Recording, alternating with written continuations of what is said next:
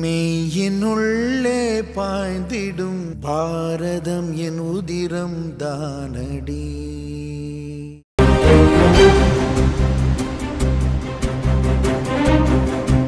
தமிழகத்தில் மக்களவைத் தேர்தலுக்கான வேட்புமனு தாக்கல் இன்றுடன் முடிவடைகிறது. மதியம் 3 மணி வரை மனுக்கள் பெறப்படும்.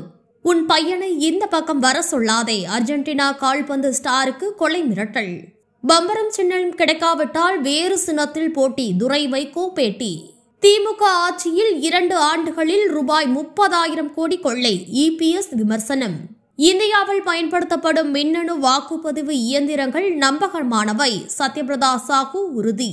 நாட்டின் இளம் பெண் IAS அதிகாரி அனன்யா பயிற்சி மையத்தில் சேராமலேயே 22 வயதில் சாதனை. கங்கனா பற்றி காங்கிரஸ் பெண் நிர்வாகி சர்ச்சை கருத்து, சோனியா காந்தி நடவடிக்கை எடுக்க தேசிய மகளிர் ஆணையம் வலியுறுத்தல்.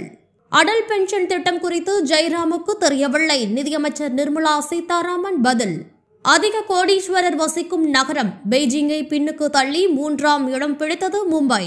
சந்தேஷ்காலியில் பாதிக்கப்பட்டவரும் பாஜக வேட்பாளருமான ரேகாவிடம் உரையாடினார் பிரதமர் நரேந்திர மோடி. பெங்களூர் ராமேஸ்வரம் கஃபே ஹோட்டல் குண்டுவெடிப்பு வழக்கு, தமிழ்நாட்டில் NIA அதிகாரிகள் சோதனை. சென்னையில் பல்வேறு பகுதிகளில் பால் விநியோகத்தில் சில மணி நேரம் தாமதம் ஏற்படலாம், ஆவின் நிர்வாகம். சென்னை புறநகரில் உள்ள 2 முக்கிய சுங்க சாவடிகளில் கட்டணம் உயர்வு.